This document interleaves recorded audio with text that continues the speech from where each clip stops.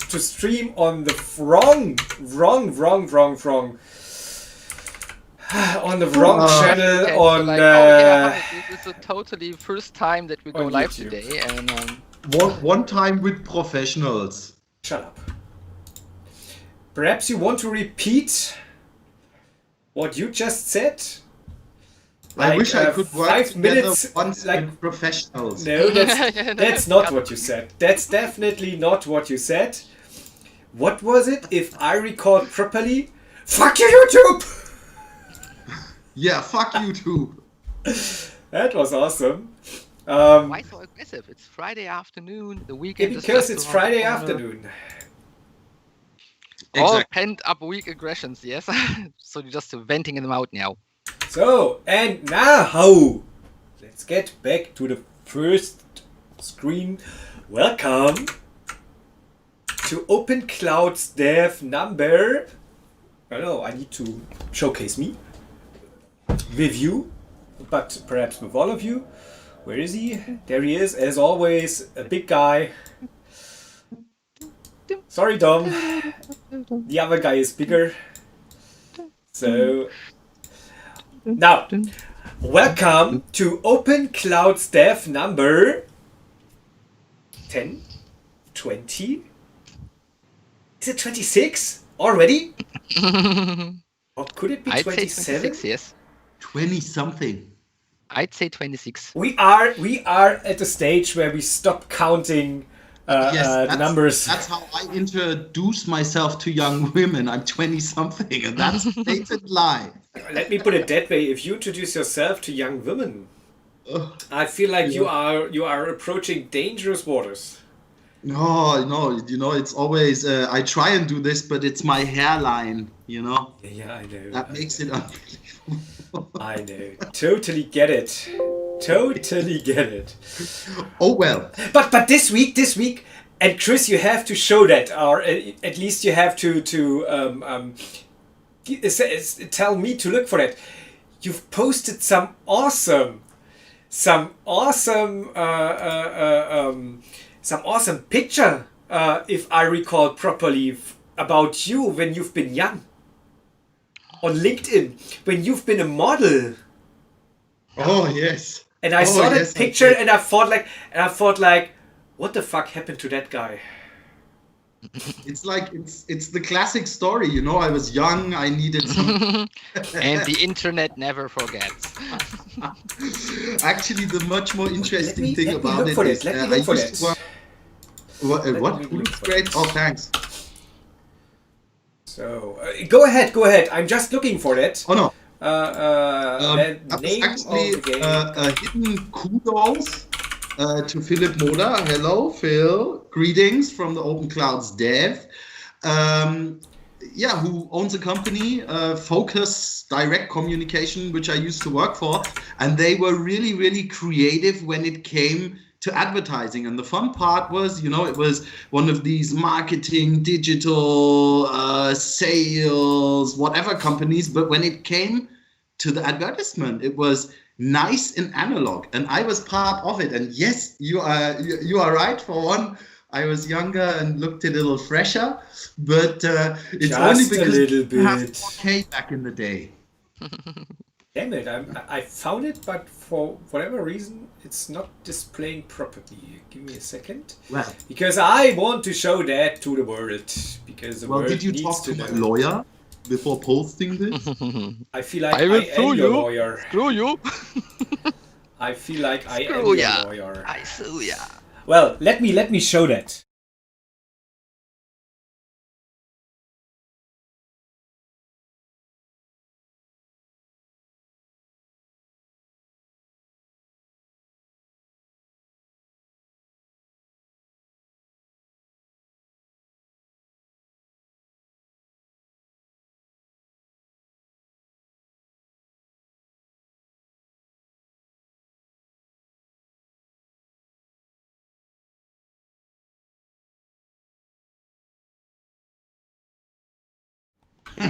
And do I really want to know? Haven't been asked that in a long time. Well, yeah, no, Where am I? the theme was hot stuff, because as you can see, there's people eating peppers, and mine should probably be kind of some pepper jam. But basically, it was show us your hot moments, hot moments of the whatever. So yeah, that was cool. Hot moments. Ugh. Tell me more. So now You- we actually but we I don't. ramped up. I, So we ramped up the show because now we have an official model sitting around amongst us. So yeah. Yeah, but I frankly, was that then, explains a lot. That explains a lot. No, like my only problem was I really, I wanted to drive my career as a supermodel, but the only problem was, and really this was the very only problem, I'm 2 centimeters too short. Sucks. Yeah. And No, wearing everything plateaus else all was the there. time just doesn't cut it. No. 2 centimeters too short, story of my life. I don't We know will that not feeling. fall for Tell that me more about engagement. that. Oh well. Chris, I found can a you very- can you tell those of us who don't have that problem a little bit more about that? About being 2 centimeters. Wait, 2 centimeters is like that, right? Because that is 2 centimeters is like that because that is like 30 centimeters, right? Yeah. As mentioned, actually, what I meant is the length of my hairline. I know. It's the only thing I could imagine. It's Friday. And Chris, haven't you had already an awesome show today? Well, fuck you, YouTube. Oh. I'm trying to get it online. So before anybody gets worried, no, we haven't traded places between formats. No, it's on its best way to being online. Is it? Yes. Do we have to believe you? Well, if you don't believe me, you can just wait another couple of minutes and then check LinkedIn and YouTube, and there'll be a lot of fun stuff there. Quoting some artists from the 80s, don't believe the hype. Mm.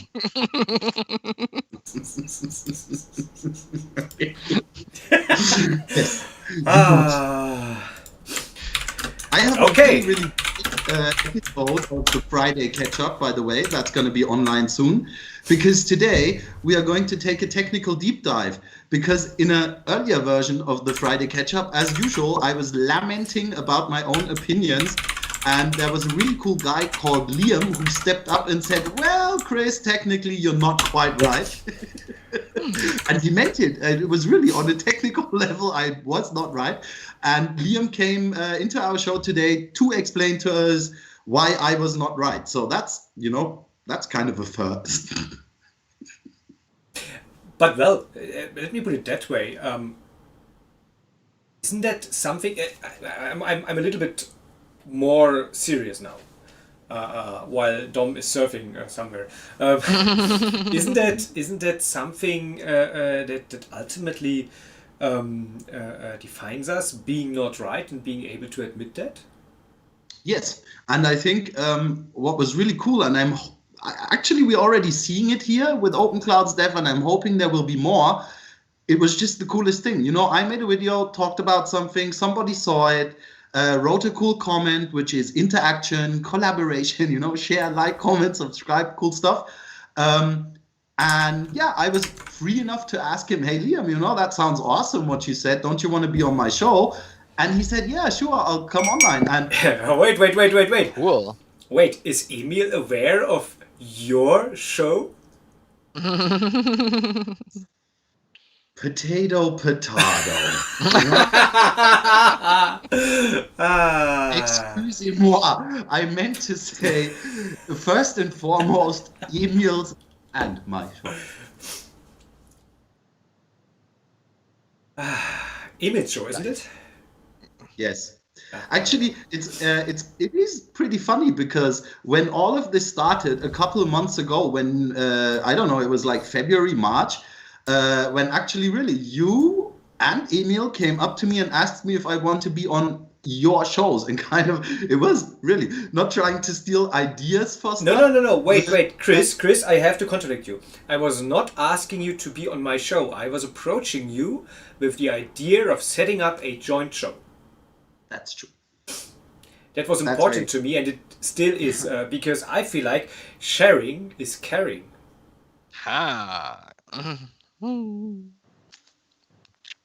Yes.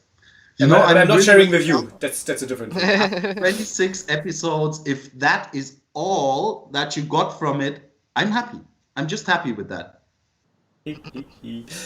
So, Actually, Carsten was right. I was distracted because I just started the stream on one of the other monitors behind this one. So maybe you can and see we the see it. reflection We of see my it in your glasses. awesome glasses. Yeah. So And Chris, is it now uploaded and processed? Because I love to see the show live. Well, the thing is, due to me being in multiple formats, I only have half the bandwidth to upload the other video, and I don't have a lot of bandwidth as is. So it might take a while, but if it does go online, Carsten, if it does go online while we're talking here, I will definitely let you know. It will be the Inception, Chris Inception. Everywhere, the format I'm in the form of the so format. much looking forward to that, truly. and to be fair, I mean it's definitely an upload joke. So I mean with the stream, etc. So Yes, we do. We love Emil a lot. yay. Speaking of loving things a lot, our beloved Chris, like 2 or 3 shows back, insisted that Dom and me have to do homework every single week.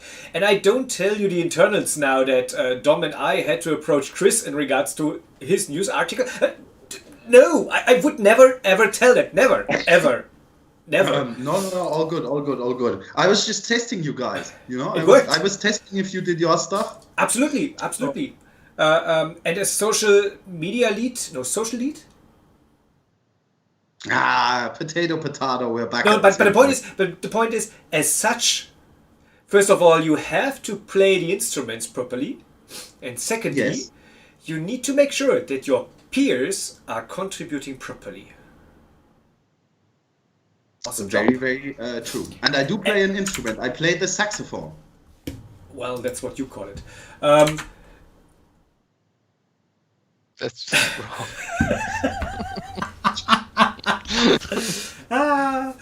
So, my dear friends, Dom was the first doing his homework. Yay. And it was not that there, difficult. actually, he was the only one. Therefore, no, Chris and I, we also did our homeworks. Sort of. Therefore, Dom. ate my homework. Yeah, I was hungry. I thought you like the guys that have like tremendous skill in fast copying. Like in the 5 or 15-minute break prior to the lesson, and you just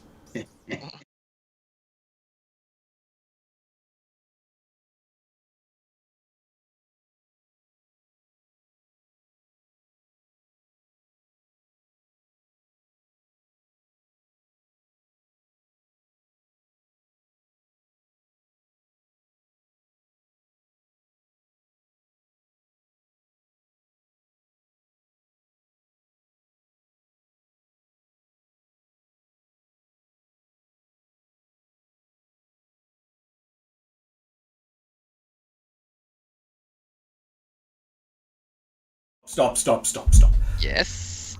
OVH, the open source night, is partnering with Google, the open source dark soul of the internet. Well, as you might be able to imagine,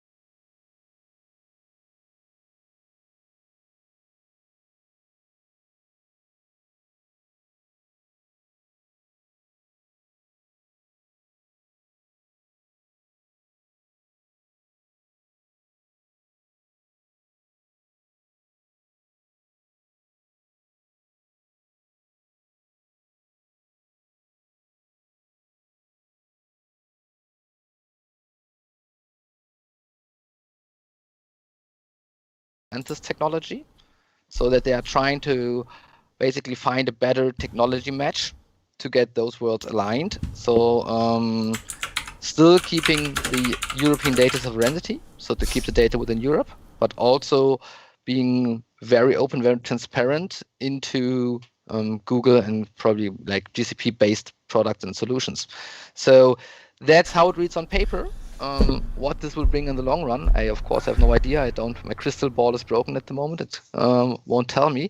But I thought it's an interesting article to bring to you guys, because all the time we have been discussing the importance of open source and transparency, and now we have this, let's say, inherent conflict of interests if you see like Google and OVH trying to find common ground based on open source. Do you think it's possible? They're trying to, let's put it like this, they're trying to put their open source hat on, but like so often, it's just a cheap marketing ploy. What I see as a huge problem is basically they are bringing specific Google services into their cloud ecosystem, specifically Google Anthos, which is ultimately some sort of functions as a services stuff, basically making life easy for you to run and blah blah blah blah blah. Problem is, and I need to contradict you a little bit, Dom, because Google is definitely an open source company, not in all of the aspects, but they are mostly. Let me put it that way. There are companies that are way worse than Google, at least when it is coming towards handling open source. Bless you. Yeah, exactly. For example, a company. Let's take a hypothetical company. Let's call them Black Stetson, or Black Cap. Black Cap is a good name for a company. Black Cap is a good name. And I mean, it should make you worry if a company has to add open in front of all of their products, like open Clouds dev. No. I'm just looking for the right product there. It's basically some sort of pseudo Kubernetes distribution, but it isn't. Anyways, I don't want to hack on them, because there's an awesome, and please allow me that shameless plug. There's an awesome conversation I did last week, actually one time in German and one time in English, with Jan and with Jeff from my company, which is available online at the Cloud Reports. No, damn it. It was Cloudical's YouTube page, but could have been sponsored by the Cloud Report. Nonetheless, we talked about that in depth. The Google thing is more like, let me put it that way, they are more open source, like, say, macro hard. Well, it's spontaneous. And they are the open source thing is not a problem with them.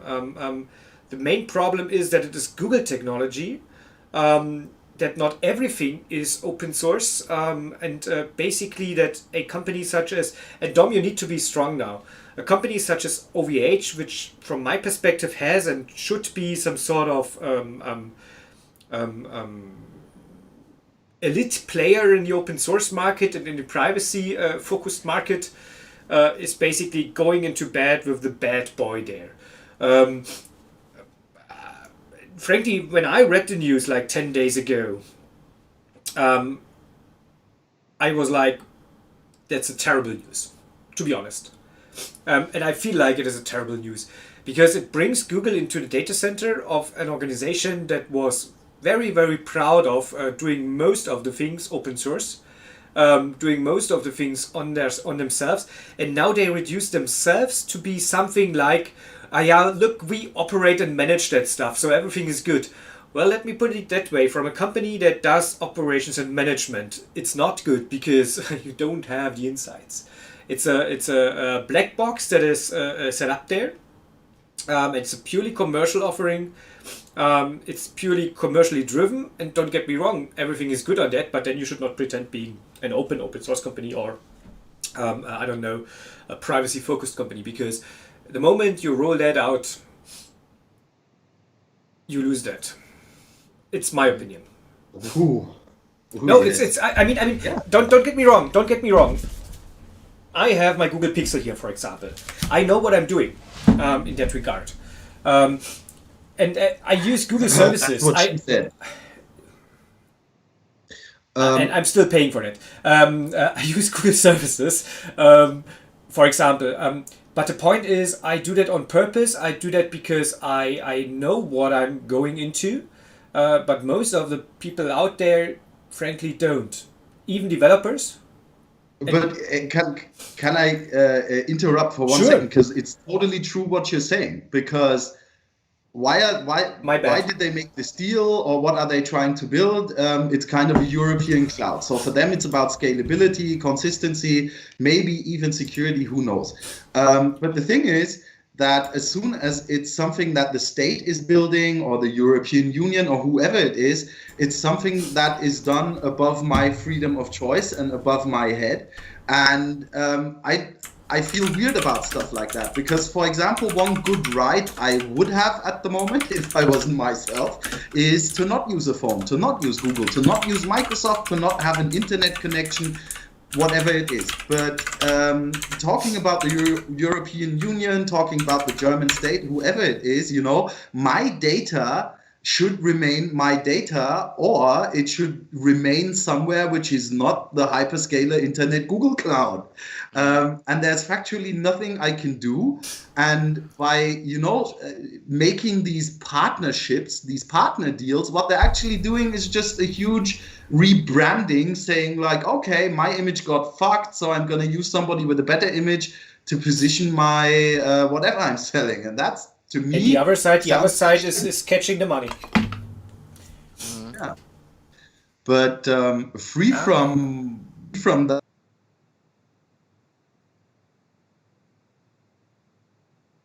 Hello. Oh, Yeah, there I am we are back. again. And that was a nice little hiccup. That was Google. That was some guy at Google saying, "I'll stop this." Those guys, Again, that out. no, not acceptable.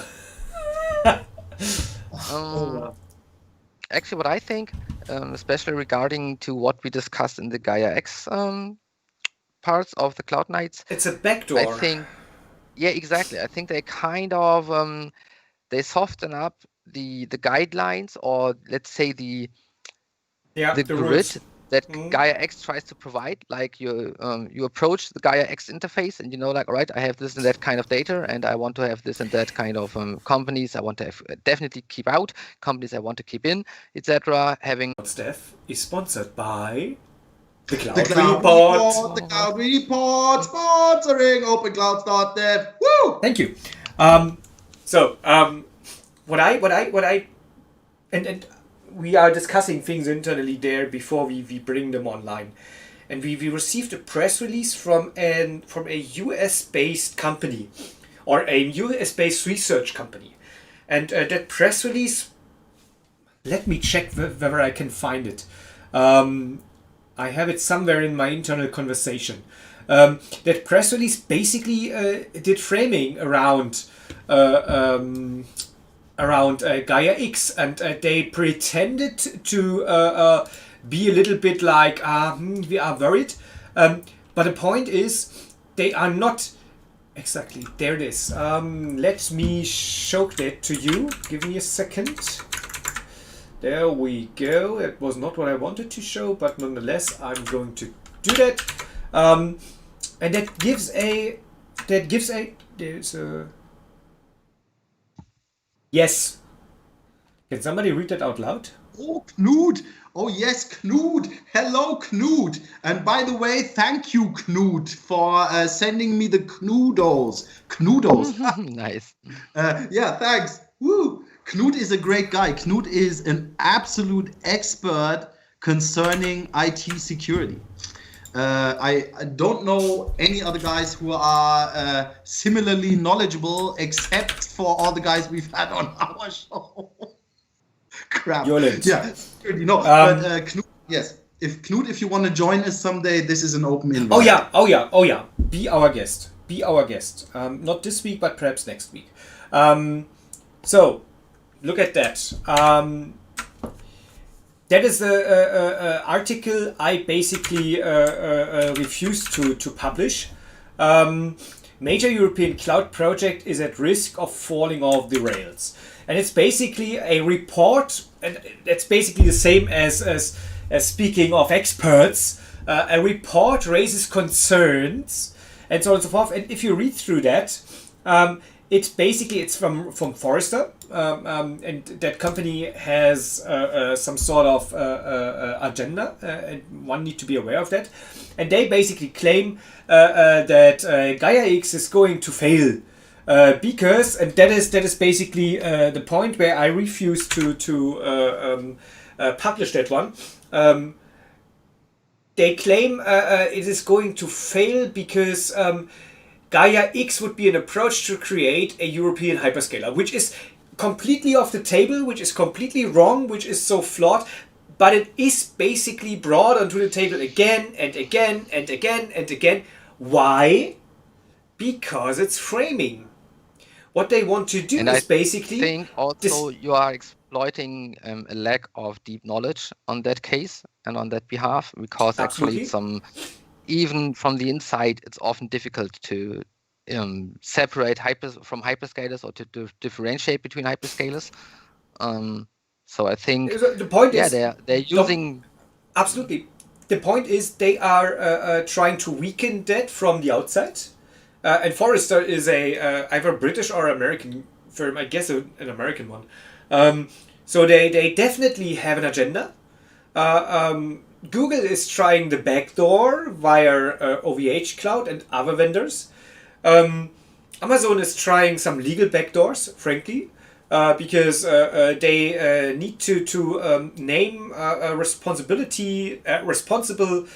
persons, and they need to name persons that could be brought to justice, natural persons that would grant for everything going on there. But frankly, that is more like you give somebody like 100K, and that person is going to do that, and off you go. You have your legal check mark there. So my perspective is that is some sort of a coordinated approach. That is some sort of a coordinated attack to some extent, even on Gaia X, because they want to take it off the table. They want to make it fail. Google is trying the backdoor. Amazon is trying to do that legally.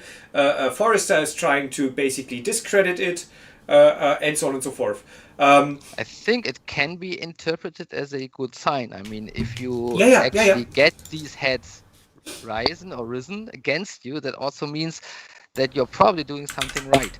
And I don't think that the partnership with Google is necessarily a bad thing, because on the other side, I think especially from the OVH perspective, with all your current infrastructure, you are still a real powerhouse regarding dedicated independent structures. But you also are maybe more compatible and more open to especially companies that have a hard time getting into alternative setups to what is known on the market. Because I think you also have this kind of third-party reliabilities. So if you're a company and you want to set up your infrastructures, and you know you need some kind of cloud, but you don't have the knowledge, so you get an external company to do it for you. And a lot of those smaller companies, they are very well partnered with exactly the big ones. So basically, they will sell you to a GCP and AWS, etc. So which is a bad thing, by the way. Yeah. So if you now But with OVH, there's one problem, for example, with OVH, which I feel like is another aspect of why they do that. Don't get me wrong, I love OVH, but frankly, they are still an infrastructure as services company. Yeah. Google is like light years ahead of them in regards to cloud nativeness, in regards to modern services. So I feel like I totally second that from a commercial perspective, from a even product-driven perspective. Makes a lot of sense for the OVH cloud to do that. Makes again a lot of sense from political perspectives and from working with a trusted partner perspective, it makes a lot of sense with Google or for Google because they basically participate and do a lot of absolutely. Do a lot of take away a lot of positives from OVH, which OVH is accredited for. So from their perspective, it makes a lot of sense. But nonetheless, and perhaps Chris, kindly repeat your initial reaction. Oh, it's awful, and it's a really, really awful deal, and I feel kind of backstabbed right into the heart of my privacy, and it fucking sucks. But the thing is, I don't know why I'm doing this here now, but it might be an idea, It's Friday. because there's this big corporation, and maybe even speaking from past experiences, it is hard kind of for large-scale corporations that are growing, that are becoming global conglomerates to kind of stay true to the game. It just doesn't work. That's, let's put that out there for everyone. Either you're a big company raking in a lot of cash, making a lot of money, making people dependable, or you're true to the game. There is no in-between. But there could be an in-between by companies, smaller companies who have different standards, who have basically a different relationship to their customer and what they want to do or not do for their customers. And they could kind of be the sheriff of the wild, wild internet west, of the hyperscaler west, and they could actually ensure by breaking the large scale business down kind of to local business, they could ensure the security and the privacy and the safeness around using stuff like this. There is a Maybe comment people- by Knut. There's a comment by Knut that perhaps contradicts that already then again. He said there's another big nut to crack for private cloud operators, and that is German federalism, at least in Germany. So if you want to be small, or if you want to be local, or if you want to provide services from within, say, Germany, you are regulated as hell, which would perhaps prevent you from being as innovative as you want to be. Don't know. But I think on the long run, and it ties up a lot of leads and ideas that we have stumbled across in the past versions of this. When we go back to our peek into the future, the whole idea of your private data vault, that was one of the core principles and concepts that we had there. And actually, if we just spin off this idea even further, then providing these privacy vaults and this private data vault is something that is very closely bound to a dedicated infrastructure. And I think this is where especially the non-hyperscalers are having their strengths again. So even if we have this move towards this kind of infrastructure and this development, you will have a lot of development freedom. So you can basically just take all the technologies out there and just try out your stuff and just experiment with them, like in your own lab. And once you're done with that, you can also go back to like your data vault privacy setups that are more localized, that are more dedicated to actually put things into like live environments and use. Oh, sorry. No, Dom, as usual, I take you say very, very seriously. All is cool. And So, great, it's up. And where did you publish it? On YouTube. Which It's is my owned favorite by? streaming service. Which is owned by? Which is what? Owned by the YouTube Corporation. Aha, which is I know. owned by? Actually, it's owned by Alphabet Inc. In the meantime, Exactly. It's a subsidiary. But Making German federalism as a non-functional requirement would open the door for more security for every citizen. You know what, Knut? Join us next Tuesday. We need to discuss that. Yes. Next Tuesday, Chris, I guess you have the contacts with him? yeah, I know that guy. Okay. He knows Anyways, people. one of you guys reaches out, or Chris is handing over my Skype ID. And yeah, you need to use Skype. Pardon me on that. Be our guest next Tuesday because I have no interest in reading out loud your comments. They are too good. I would screw them up. But what we should take the time to It's discuss also because you have why I think it would be really, really cool to have Knut here, because you know what we've been doing for weeks on end here is kind of our idealist fight, you know, of open and open source and the Linux world colliding with hyperscalers and big bad business.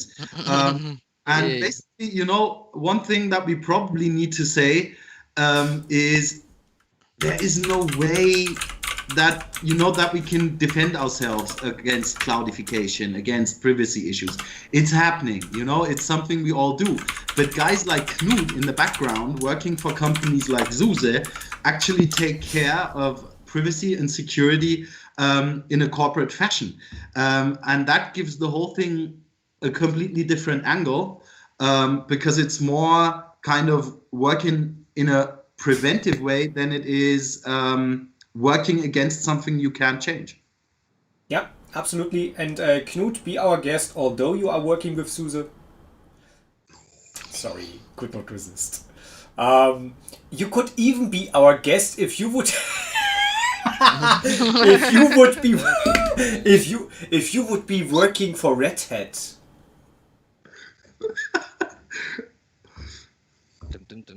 Cloudical Cup crossing by. No, be our guest. I'd like to talk to you. Dom likes to talk to you. Dom's coffee mug likes to talk to you, and even Christopher likes to talk to you. You call it water. I call it vodka. But last question: what do we take away from that OVH Google takeover? Now it's a takeover. You should actually start doing Springer Press with that kind of escalating headlines that you pump out. Yes, sir. Yes, sir. Knut, don't be a boy. Just meet with the men. This guy's into security, you know. He doesn't really know what will happen if he turns up on our show. Maybe well, he can stay. He can stay anonymous. He can even turn off his camera, or we won't show him. I'm perfectly fine with him as long as we can hear him. Don't give me ideas. Speaking of ideas, the awesome Christopher Alan Branston, which is a regular guest on this show. Yes. Awesome. Some would even. Alan no, it's not Branston. visible. It's not visible at the moment. Oh, wait. No, show it again. Show it again. Oh, yes. As you said, awesome Christopher Alan Branston. It makes so much sense. Oh, the meta. Oh, but why am I awesome? Because you provide it. Awesome, awful, tomato. No, you are awesome and you know that. You chose to speak about Apple? Yeah, you sent the mini Mac. Mini yes, Mac. I wanted to throw that in the mix because I do remember we had a lot of episodes where I was basically any chance I got bashing you for using Apple devices and being a huge Apple fanboy and well, yeah. But the actual really cool thing why I sent this article is we all heard about the news from Apple that they are now using ARM technology, right? ARM chips. I am ARM poor. That's a pun that is only working in German. Well, you sold your Mac. Fitting. Oh well. The point is, we all heard the announcement that Apple is now using ARM chips for their hardware, and I read this article about the iMac Mini or Mini Mac or whatever. Mac Mini. Sounds like something you would order at McDonald's. And this is the first device, and that's why I wanted to shine some light on it, because this is the first time I have seen Apple create a device for potential customers who aren't rich motherfuckers, but who do have a budget, but who do want to use Apple. And apparently, from the benchmarks that they've gotten on the thing, they've built a wonderful piece of technology. Nice. Can I please start from the back?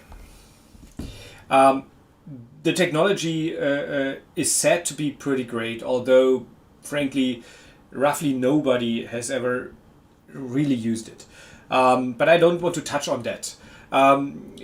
The Mac Mini was on the market before, and it was always the most low-cost Apple product.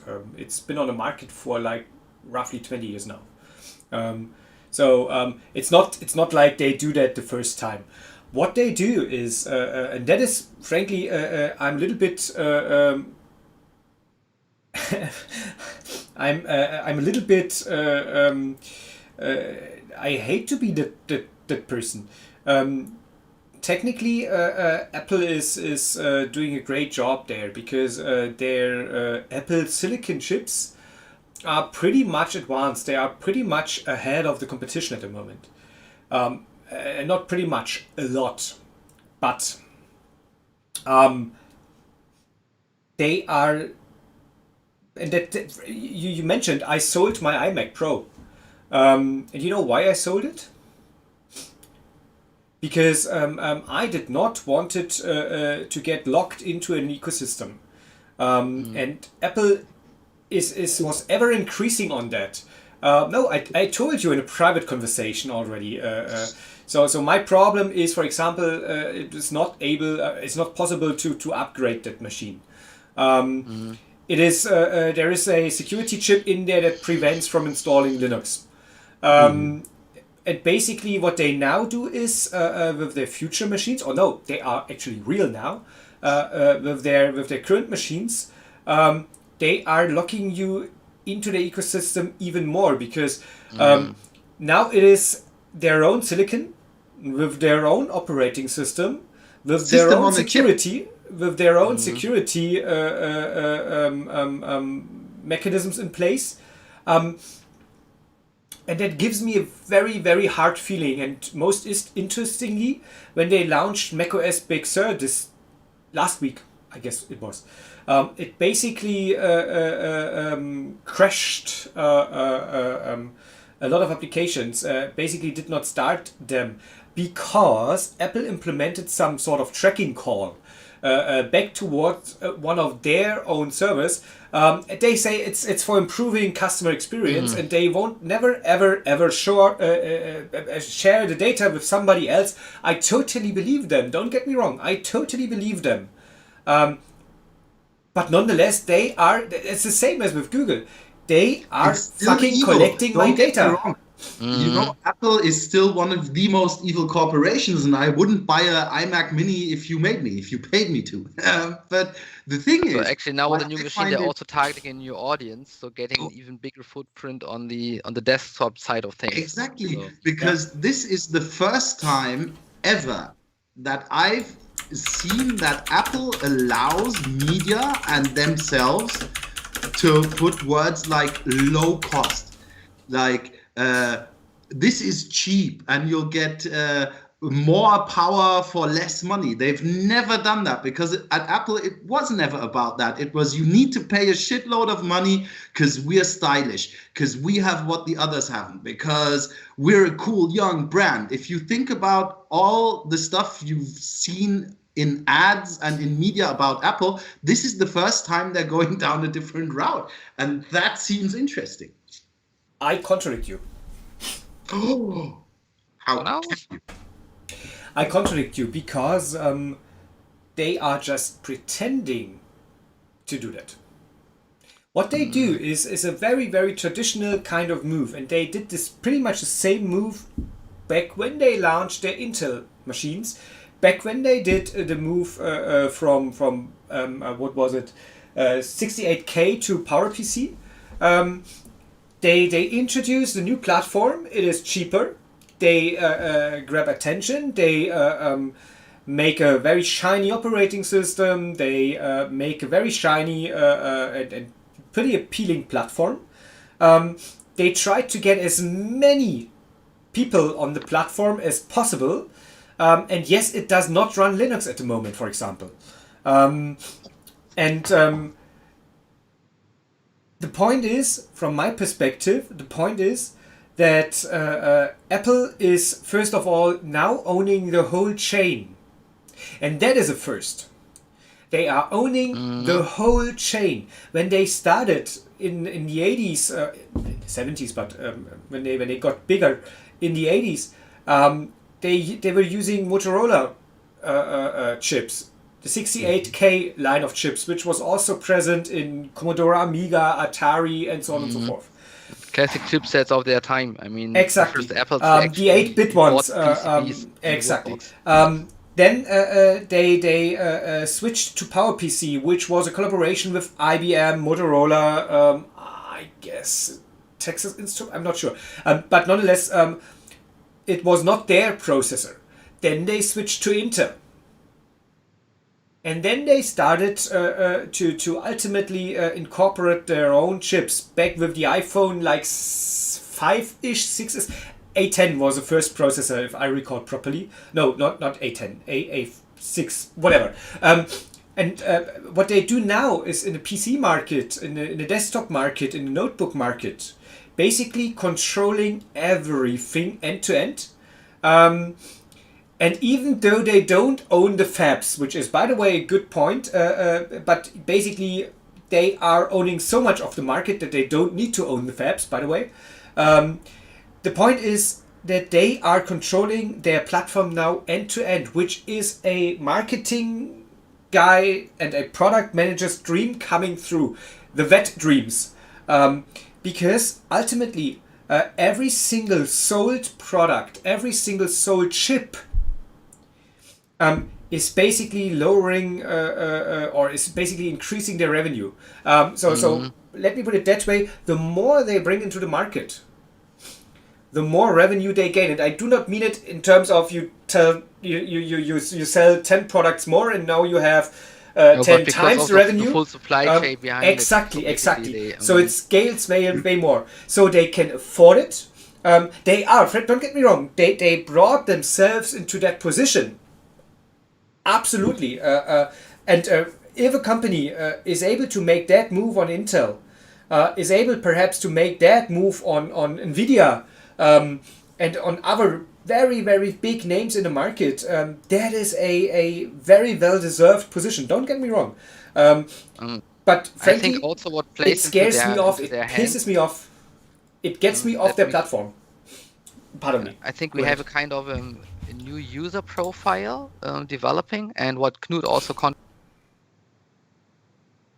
designed their products for, let's say, the current generation. So they're very easy to grasp, easy to integrate, very easy to use.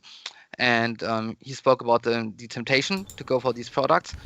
And I think in the last, let's say, 4 or 5 years, we had some subtle changes in how hardware is seen and used.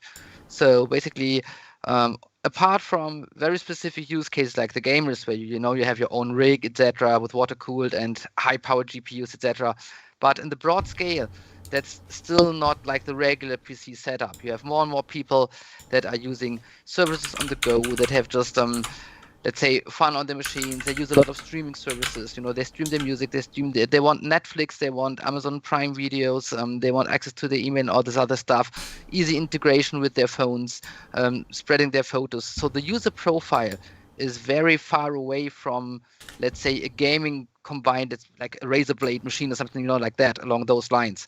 So now Apple has addressed something that is fully capable to give you all of that. And it's all in Apple. It's basically a bit similar to what Google approaches with their Chromebooks, which are really cool machines if you have this very reliable big bandwidth, and that's your only focus what you want to do with it. So as long as you never, let's say, want to play, probably if it says even CS:GO can now be played within the browser. So as long as you're not going. I just yesterday signed up for Stadia. Exactly. Or then you have the cloud services that even are able to or capable to provide. Yeah? So I think. So let's summarize. Still fuck Apple, but they built a nifty little device. Yeah, so I think it's a very clever move to just as you said, you But bring it's a scary more move. Apple into the To me, living it is a room, scary and, move. yeah, it is. It is scary, and especially I can that this I can totally locked understand up why they do boxes. that, but the move itself, if I project that like 10 years in the future, as Knut said, as I said, control is the magic word. Well, let me I put it mean, that way. basically with this small box, you can just nail it to your next gen smart TV, and you have your Apple smart TV all inclusive, etc. I mean, we do have But Dom, these systems that's already. still not what scares me. But controlling the platform, controlling the whole ecosystem end to end, is basically something that makes me want to jump away from that. It truly makes me want to jump away from that, because that is like the big brother watching you. The one that in their 1984 video they threw what was it? Not an iMac, a Mac against. And we had that discussion with not Origin. Was the company who was suing Apple over their products because they are over their market behavior. Wasn't it Samsung at some place? But No. Just recently. Okay.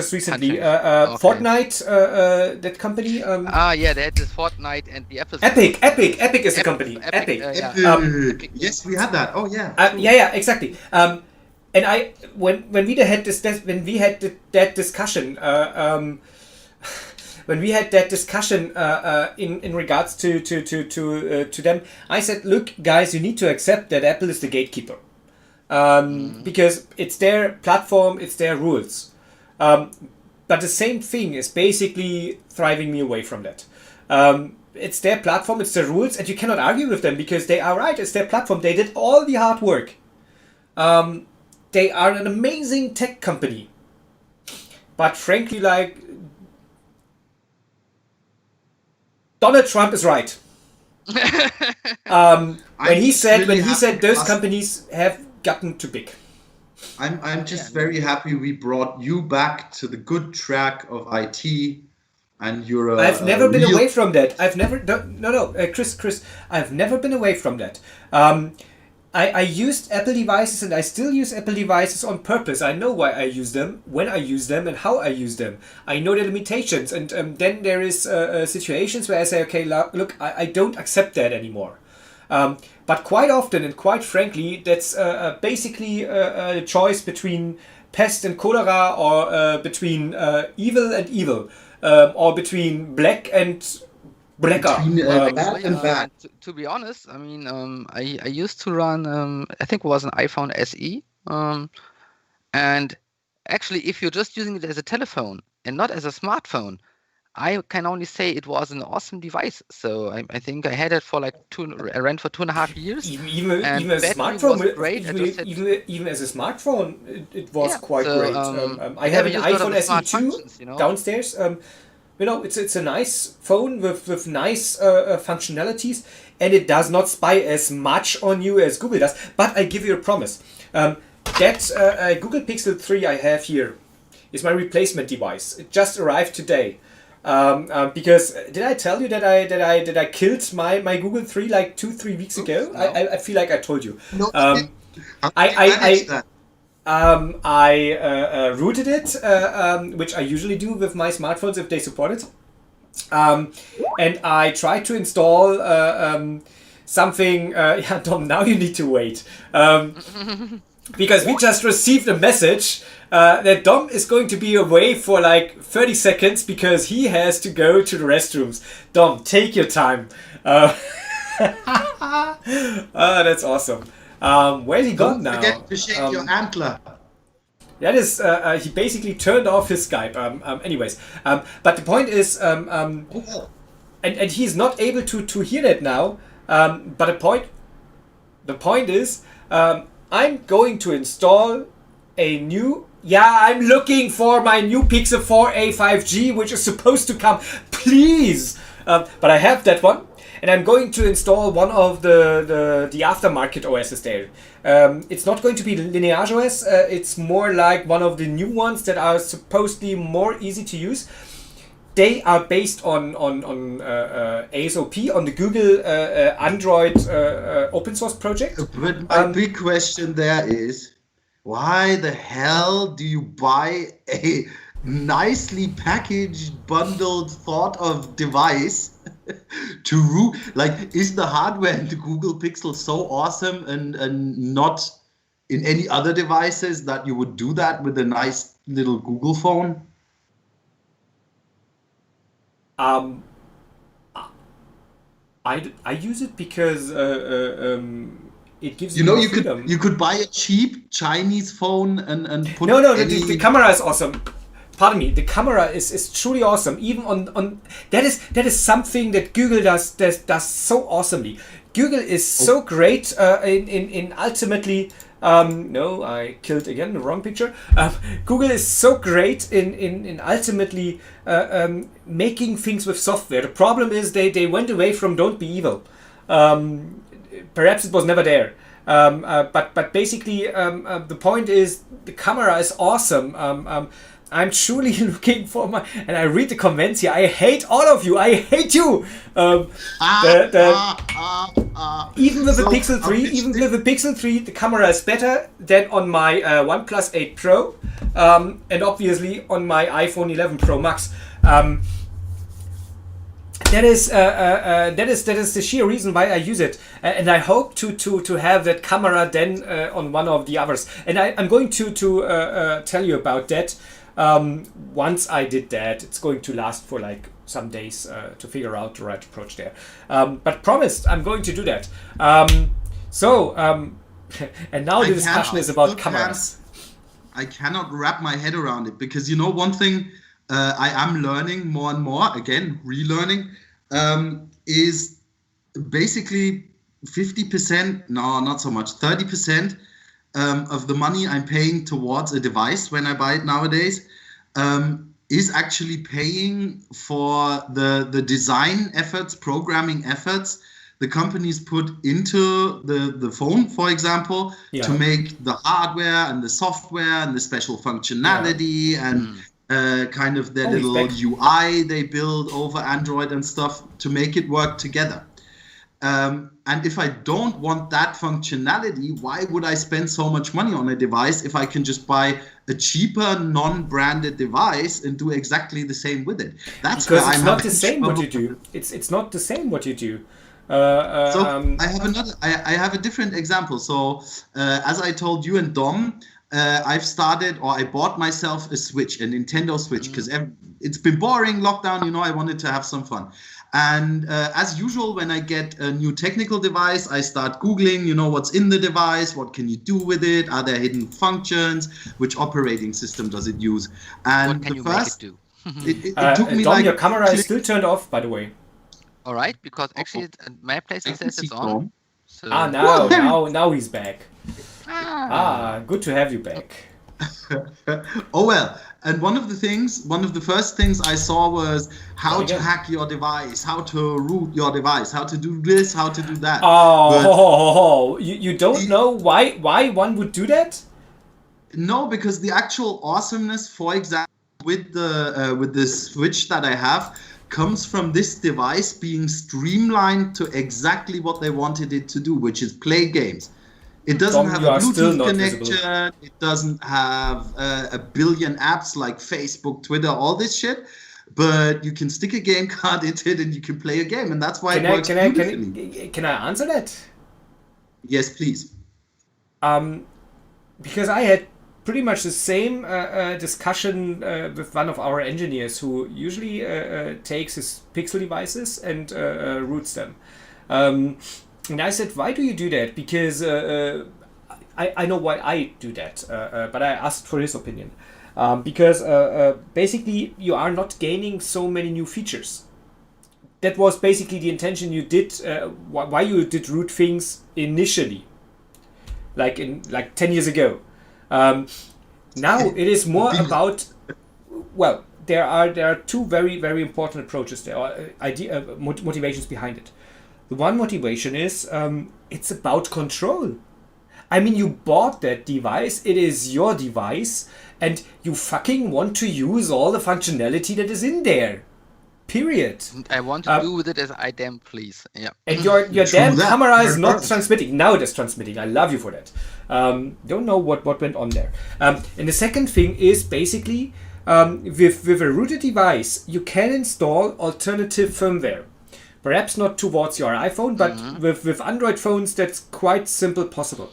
And that firmware, and that was what I wanted to touch upon, is basically still Android, but it can be still Android without all the Google privacy things. So it would be able to install all your games.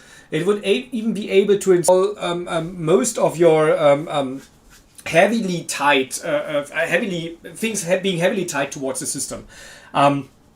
Could even run your banking apps perhaps, and so on and so forth. But it does not spy on you. And there's an interesting figure.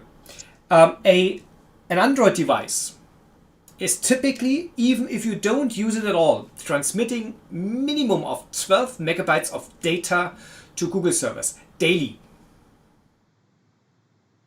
Even an iPhone, which I prefer for privacy reasons, is still transmitting. And that's by the way the reason why I use an iPhone, because Apple is not selling my data for some random advertisement companies.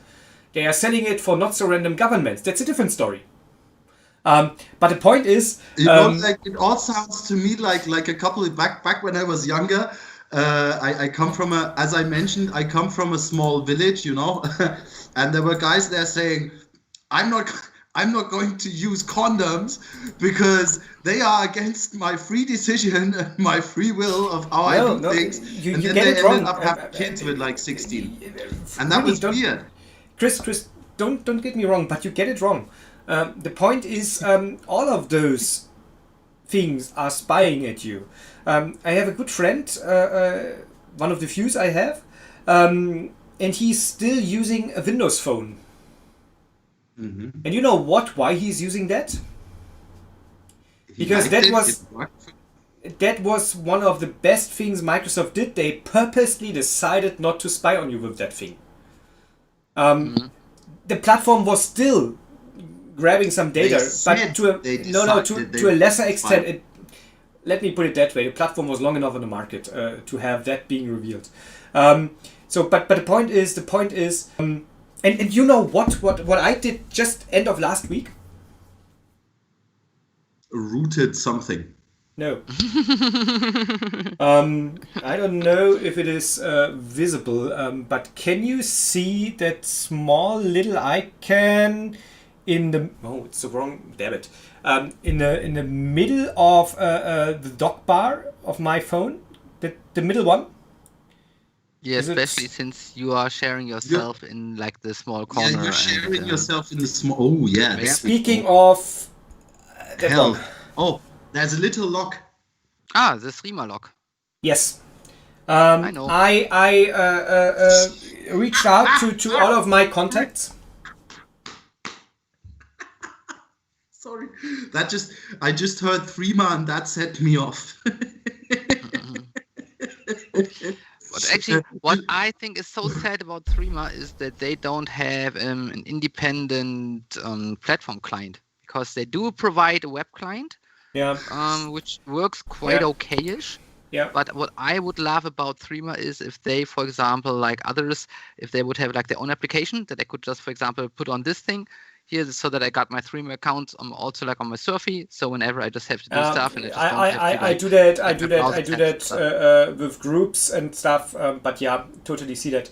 That was one of the reasons why I love Telegram, for example, so much, just for the ease of use. And but I abandoned it. The same is true for WhatsApp. Because ultimately, and that is basically part of the answer to you, and you were the one, and I purposely show you now. You know what your reaction was when Dom talked about the OVH and Google deal? I show you. That was your reaction. And And you were completely right on that. But on the other hand, if, for example, a nerd like me, who is basically rooting all of his devices because he can, is doing that and has not only the gaming perspective as a purpose, but actually the perspective of trying to get more privacy. You are like, why? I don't understand it. That's a little bit. I really don't, because it doesn't matter which device. I think, we've used cars a lot, or I've used cars a lot as an example. I wouldn't spend a shitload of money on a really expensive car, and the first thing I do is get into it and change the software it's running on. Why? Because it doesn't make sense. If the alternative software is good enough, if the alternative software was good enough, and you would be able to do that. Let me put it that way. In this conversation, wait, Chris. In this conversation, you have two people who would do that. Yes. And the reason, and just want to explain it to you. The reason is because we can, and that is again the reason. The reason because that's the reason why I decided to sell my Mac, because they wanted to take that away from me. They wanted to lock me in even more. Because I can. It is my decision. And I want to have the choice. It has to be my own private decision. And as long as I have the choice. I nearly took a guy off his bike a couple of weeks ago because which was a good thing. He was using the street. And when I then stopped, because I honked at him and I got really, really mad because I nearly killed him, and asked him why the hell he would be riding on the road and not on the bike path, his answer was, because I can, because it's my freedom. You're not going to tell me what to do. Wait. We had that discussion already. There's a difference between being rude, being reckless, being ignorant, being an asshole, basically behaving like me in business, and just taking your rights. I tell you what I plan doing next in my private life, and we had that discussion when Dom joined. I'm planning to set up my own kind of media server, which is basically a ripping machine, which is going to rip all the DVDs of my girlfriend onto a 4 terabyte or even bigger hard disk, because I can, because I have the right, because it is my obligation to do that. Period. And I don't want to get limited by some freaking company who feels like I, as the person who is paying their ridiculous amount of money for their stupid, cheap, crappy DVDs, to basically inform me about that I am a potential law breacher because I could be ripping off their fucking DVD. I'm the idiot who paid for it. Actually, what I so hate is when you I still remember, you get your rental DVD and you put it in. You paid for that shit, and you just want to watch a movie, or even you have just not a rental but just a bought DVD, and then it starts, and for 5 to 10 minutes it keeps telling you bullshit. Like exactly. Don't copy that thing. There's free DVD in the Linux magazine. Oh, I wonder what it could be. Let's have a look what's in the Linux magazine. Ooh, it's a free operating system, Carsten. If you want, we can root your machine at the weekend and I'll show you how to install SUSE. Well, I would prefer a good one. Ooh, that was a blow. But oh well. No. I agree. That was a shameless and bad thing for me. I love SUSE. Okay. Me too. I have to say, the security compound of the studio has been breached by the next generation, and it's approaching me and demands my immediate attention. But Dom, would you mind giving all of you a very short insight into my news of the week? Sure. Announcement. No, I would never do that. You started God the project. looked upon the world and said, I shall bring you big things in 2020. Oh, yeah. Transparency. Sounds good. Privacy. Wait. Now. Vanitas. Ah, damn it. The camera is on the wrong side. Dom, I turn off your camera. No worries.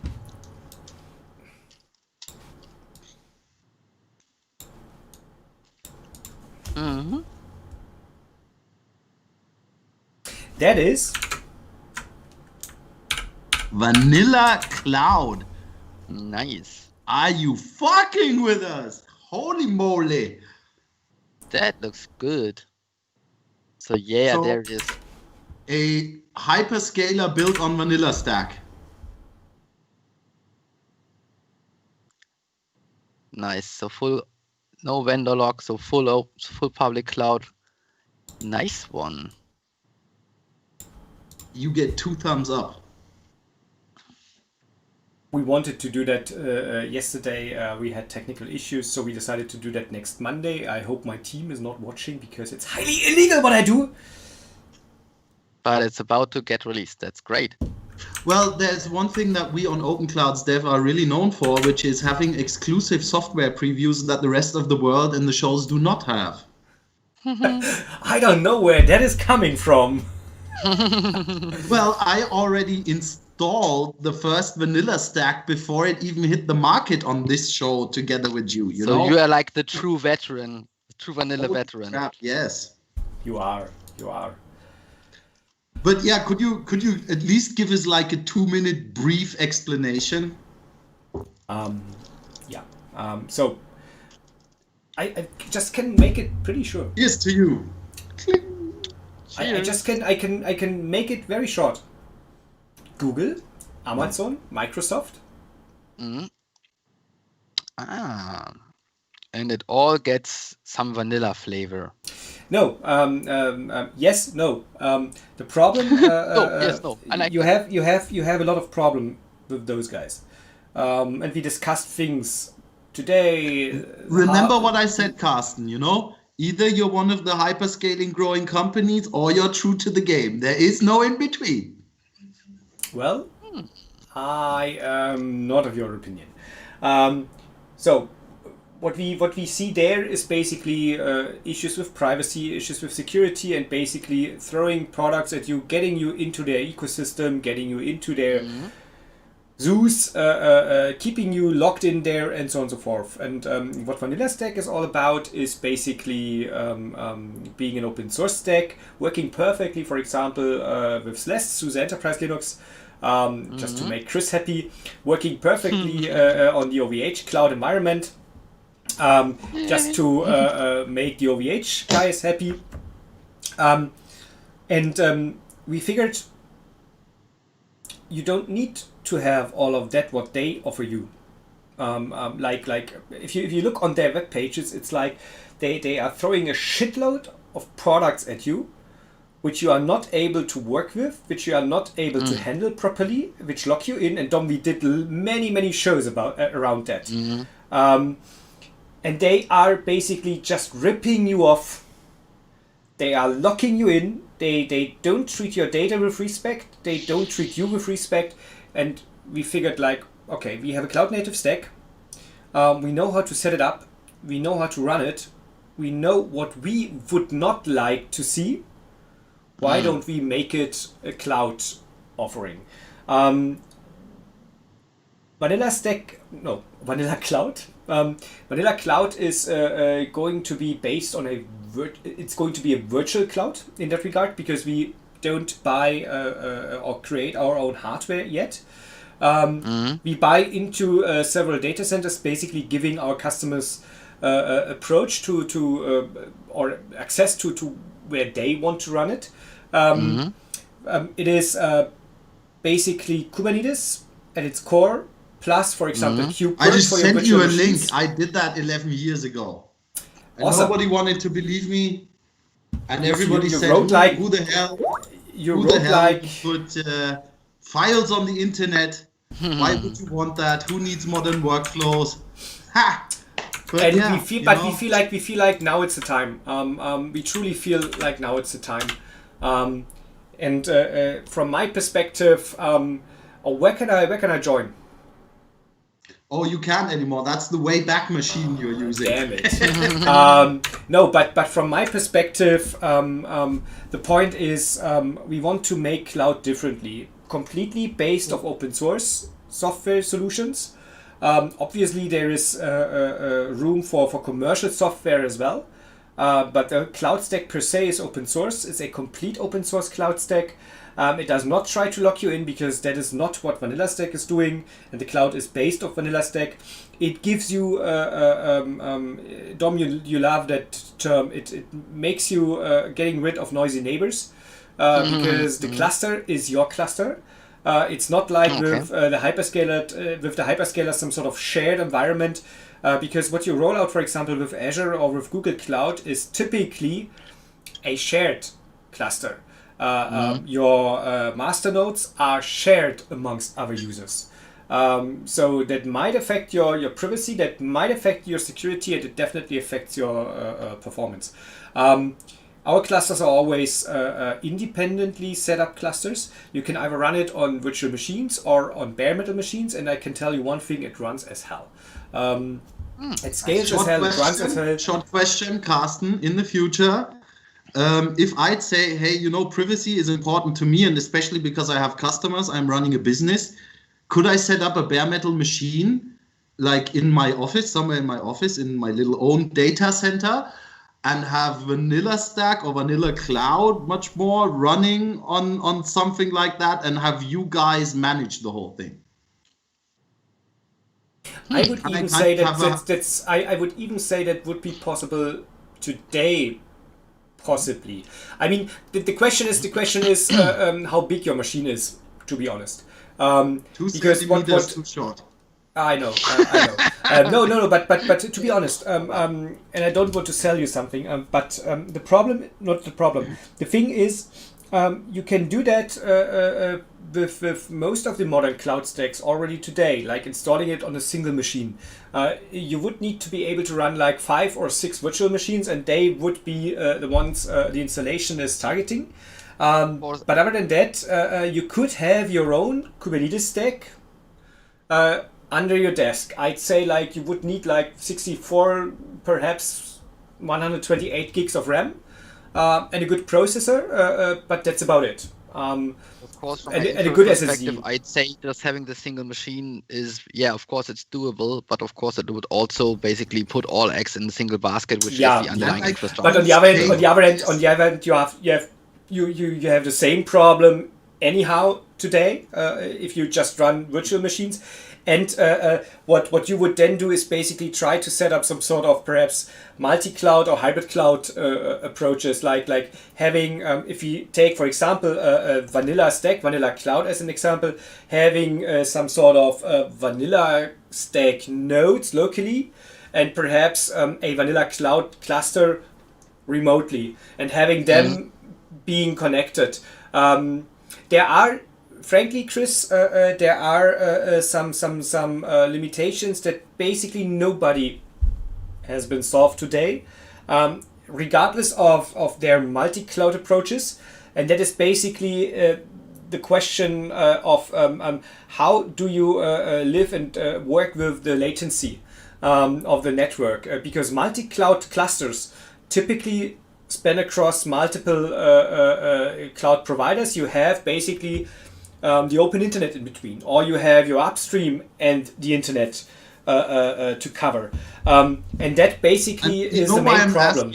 I'm just asking because I'm in the IT industry. I talk to a lot of people, and coming from our conversation we've had here, I'm figuring, just a slight tip for users of IBM hardware. In the future, you might want to buy it and then root it, and then call Carsten. And then he can help you use the maximum potential of your hardware. Why? Because we can, and it's our God-given right. Well, but frankly, Chris, they could even call you. Because with the K3S, for example, solution, which is a slimmed down version of Kubernetes, Lightweight, we call it. I would not call it lightweight, frankly. It's a slimmed down version. It's far off lightweight. But You sound frankly, like the rest of the internet. I'm realistic in that regard. With that, you would have basically a chance to do that. But again, the basic the thing that is basically giving you the most issues is the latency of the network. Again, I don't want to touch. I don't want to be too technical here, but just understand that multi-cloud clusters, multi-cloud Kubernetes clusters, are basically machines running Kubernetes in different cloud environments. And you typically have your control cluster or your control nodes, and they need to talk to all of those machines. And if there's something to be discussed upon, that always has to go over the network. So that takes a lot of time. So they won't react the same way and in the same speed as a local cluster would do. Other than that, frankly, the whole platform, be it Vanilla Stack, be it Rancher, be it I don't know of another good Kubernetes distribution. The whole Rancher sounds awesome. I've heard of Rancher. Yeah, it is okay, but let me put it that way. To me, Vanilla Stack sounds more awesome. But that's a different story. You might have a slightly biased perspective. Yeah, both of us. Rancher might be the Apple of containerization. Who knows, man? Who knows? As long as it is not wearing a black cap, everything is good. No, but again, just want to make that. Just want to finish that thought. Basically, multi-cloud Kubernetes is currently not an issue. It is quite highly required and requested, but frankly, the problems are not solved from my perspective. Basically, regardless of the distribution. But yeah, if we had something like that, something like the thing that Dom and I discussed upon, that kind of privacy vault, that kind of you have your data in your own environment, and by the way, you want to control your own environment. That kind of approach would come closer to reality. And whilst Dom was just sending, and Dom, your Skype is still, don't know, not working properly. But whilst Dom has just written us that his small daughter already arrived in his room and requested his daddy, I received a message via Threema from my girlfriend, who asked whether I would ever come out of my room again. Let me put it that way. Dom, Chris, Carsten, world. Chris. Well, let me check my phone. We need to stop here. What shall I say? You are the most beautiful of us. You are the youngest of us. No, you aren't. Wait a second. My girlfriend's here. Hey, how's it going, sweetie? I have a short. Wait. Chris, if you have to pay for her.